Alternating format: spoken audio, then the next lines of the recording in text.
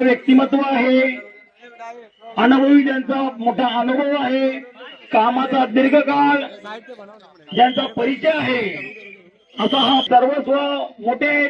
त्याचबरोबर धनश्री पाटील आणि आपले महबूब भाई आणि त्याचबरोबर कुणाल चौधरी हे जे आहेत तेजस पाटील यांचे भाचे आहेत आणि तेजस पाटील माझा भाचा आहे सुरेश पाटीलचा. तर अशा प्रकारे हे असं संगणमत या ठिकाणी झालेलं आहे. आता बरेचशा लोकांना शंका होते की असं का झालं.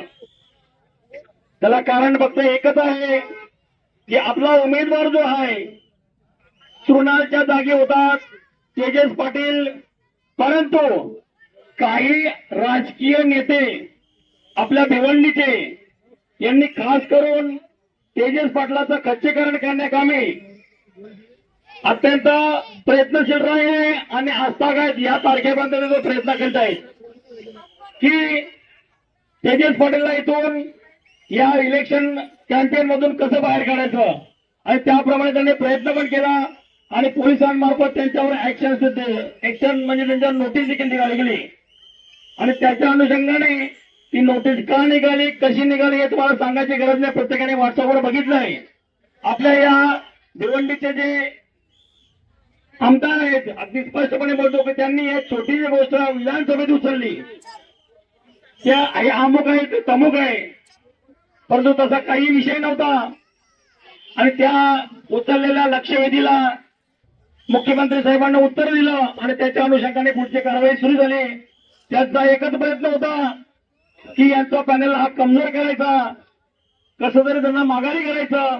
परंतु भगवंताची इच्छा आहे, साईबाबाची इच्छा आहे, कुठेतरी मार्ग 100% निघाला होतो आणि म्हणून सर्वांच्या संगनमताने सगळ्यांच्या विचाराने मग तो तेजस पाटील असेल किंवा सुरेश पाटील असेल त्यांच्या संगनमताने तेजस पाटलाचा जो भाचा जो आहे कुणाल चौधरी सगळ्यांचे इथे परिचयाचे आहेत, ते त्यांच्या वडील सगळ्यांचे परिचयाचे आहेत आणि त्यांना या ठिकाणी सर्वांमध्ये आम्ही उमेदवारी जाहीर केली. त्यांचं जाहीर करण्याच्या उमेदवारी मागचा उद्देश एकच होता की इलेक्शन मध्ये तेजस पाटलाच्या मागे जे सत्तेपिरा जो लावला आहे हा कुठेतरी थांबला पाहिजे आणि तो थांबवला गेला आणि आज तेजस पाटील आपल्या बरोबर आता थोड्याच वेळात ते स्टेजवर येतीलच. तर अशा पद्धतीने समोरच्या व्यक्ती जे आहे, नुसता व्यक्ती तो मोठा व्यक्ती आहे, तो आतापर्यंत आजच्या तारखेपर्यंत त्याच्या मागे लागलेला आहे आणि म्हणून ती नगरसेवक पदाची सभा. नगरसेवक म्हणजे नक्की काय, तर नगरसेवक हा आपल्या नगराचा, आपल्या वार्डाचा, आपल्या एरियाचा विकास करणारा माणूस म्हणजे नगरसेवक.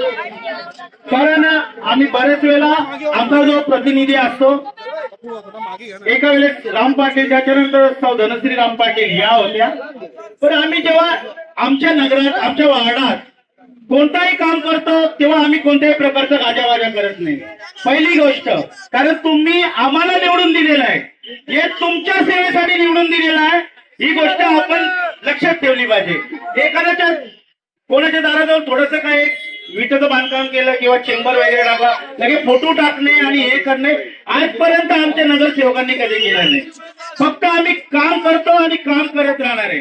विशेष म्हणजे आम्ही जेव्हा काम करतो ना, तर गटर माझ्या घरापासून जात असेल तर हा माझा विरुद्ध पार्टीचा माणूस आहे, तर याच्या दाराजवळ थांबवायचा नाही गटर, तो गटर घेऊन आम्ही शेवटच्या लास्ट टोकापर्यंत जात असतो. त्यावेळेस आपल्याला असं असतं की आपल्या गावाचा विकास झाला पाहिजे. संपूर्ण गावाचा किंवा वार्डाचा जो विकास आहे तो आपल्या या नगरसेवकांच्या हातामध्ये आणि तो काम आम्ही सतत अशाच प्रकारे करतो, पण न गाजावाजा करता. आजपर्यंत आम्ही बरीच कामं केली. विशेष काम करतो, जो पाईपलाईन इथे टाकलेली आहे, इथे नगरपालिकेमध्ये पटनारू साहेबांच्या ऑफिसमध्ये मीटिंग झाली तेव्हा मी होतो आणि एक साजू सिद्दीकी म्हणून जो आहे आपल्या विरुद्ध जे उभे आहेत सध्या, तोही होता. त्यावेळेस मला अनेक प्रश्न विचारण्यात आले की काय करायचं. मी स्पष्ट सांगितलं, साविंद्रा गावाला जो पाणी कमी आहे तो मला पाणी पाहिजे तरच मी या खुर्चीवरून उठेल. आणि त्याच्यानंतर आमदार साहेबांनी आम्हाला थोडं फंड दिलं आणि तो आम्ही साविंद्रा गावाचं काम पूर्ण केला. आणि विशेष म्हणजे आमदार साहेबांची आमच्यावर पण कृपा आहे की त्यांनी आम्हाला साविंद्रा जिमसाठी, जी जिम नव्हती ती जिमसाठी आम्हाला थोडी पैसे दिले. पण त्याच्यानंतर त्या कामामध्ये पूर्णता झाली नाही. गावकीच्या कामामधून आम्ही पैसे लावून ती जिम पूर्ण केली आणि कमीत कमी आम्ही 6 लाख रुपये त्या जिमसाठी लावले, पण काम थांबू दिला नाही, कारण आपण जनतेचे सेवक आहोत. ही जनता आणि आपलं गाव एकत्र कसं बांधून ठेवता येईल यांच्यावर आमच्या नगरसेवकांचं सतत लक्ष राहिलेलं आहे. मित्रांनो, सांगायची गरज नाही, आपण फक्त काम करत राहायचं असतं. लोकांना गटर, पासेज, पाणी, लाईट, आरोग्य सेवा या कशा देता येतील याच्याकडे लक्ष घ्या. नाही तर आम्ही हे केलं ना आम्ही ते केलं हे जनतेला सांगायची गरज नाही.